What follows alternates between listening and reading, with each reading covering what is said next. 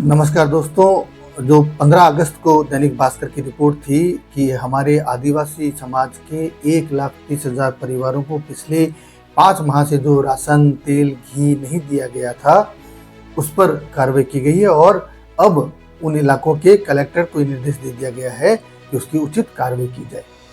उसमें कुछ अफसरों के जो व्यवहार है वह सवालों के घेरे में है और यह दैनिक भास्कर के अखबार दिनांक 17 अगस्त में उन्होंने यह प्रकाशित भी कर दिया है।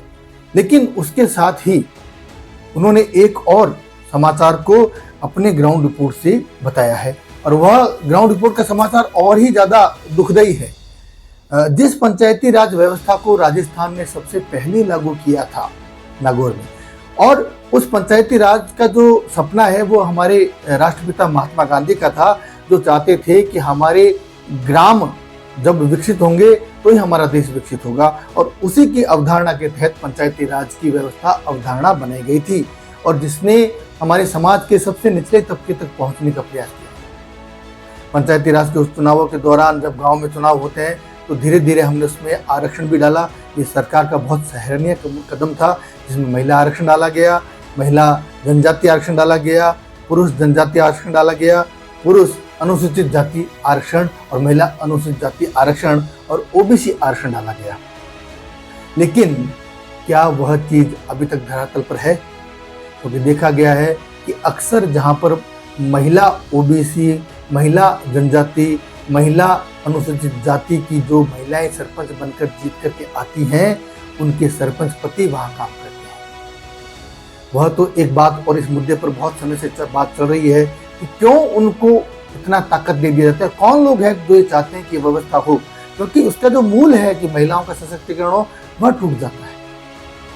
उसी के साथ जो सामाजिक बदलाव का हमारा सशक्तिकरण करने का, जो अनुसूचित जनजाति को, अनुसूचित जाति को जो सशक्तिकरण करने का पंचायती राज के द्वारा कार्य करना था, वह भी टूट जाता है। और वह परिलक्षित हुआ है 17 तारीख के रविवार के दैनिक भास्कर के अखबार में, जिसमें उन्होंने बताया है कि सरपंचों को बनाया मजदूर और रसूखदार कर रहे सरपंचाई।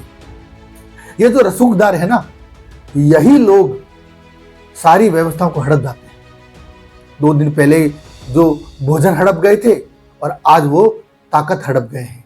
वो लोगों को ऊपर उठने देना ही नहीं चाहते, और यही जो मानसिक दिवालियापन, यही जो मानसिक बीमारी है, इसी से सबकी लड़ाई है। और आज हम जो वीडियो बना करके पेश कर रहे हैं वो उसी मानसिक बीमारी के इलाज के लिए है, जिसमें भास्कर के जसराज ओझा करके हैं भीलवाड़ा से, उन्होंने ग्राउंड रिपोर्ट दी। उन्होंने कहा कि राजस्थान में जो सरपंचाई है वह ठेके पर चलती है।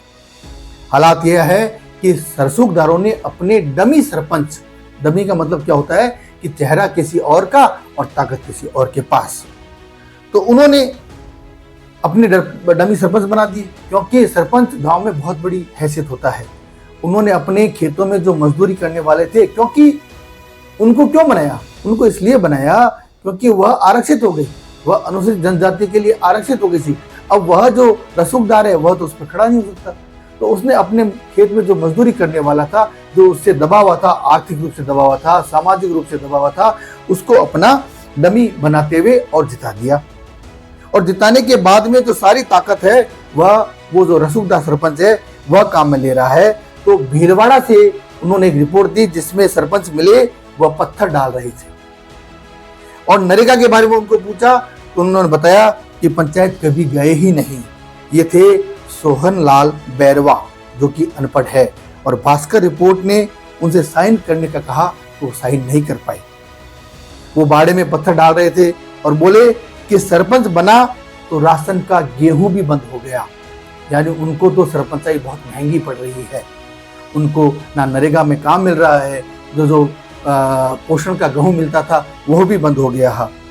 और कहते हैं कि जो सचिव है, यानी सचिव यानी सरकारी कर्मचारी, वो ही सारा काम संभालते हैं। और पंचायती राज में हालात ये हैं कि जो OTP वाला मोबाइल है वो भी सचिवों ने अपने कब्जे में ले रखा है। तो यही वो लोग हैं जो सरकारी तंत्र के जो रसूखदार हैं और जो रसूखदारों से, गांव में रसूखदारों से मिलकर के सारी व्यवस्था को हड़प जाते हैं। इसीलिए नरेगा में इतना भ्रष्टाचार प्राप्त कर पाया जाता है, क्योंकि जो पंचायती राज में जो व्यवस्था थी कि समाज के निचले तबके तक हम इसको संदेश को पहुंचाए, वह नहीं पहुंच पा रहा। वैसे उदयपुर में एक सरपंच महिला मिली जो भैंसों को पानी पिला रही थी और नांदे क्षमा की सरपंच उनके घर तक सड़क पहुंच गई। ये बहुत बड़ा उपकार हुआ। गोगुंदा के नांदे क्षमा ग्राम की सरपंच लक्ष्मी देवी भील कभी पंचायत में नहीं गई और सरपंच का घर गांव के बाहर बस्ती में है। पहले तो जाने का रास्ता भी नहीं था, अब सड़क बनी है। जब भास्कर रिपोर्टर ने पूछा कि एक कागज पर साइन करने हैं तो वो घूंघट में ही रही और बोली वे तो पंचायत कभी गई ही नहीं। सरपंच के पति भी घर थे, वे भी बोले मैं भी कुछ नहीं जानता।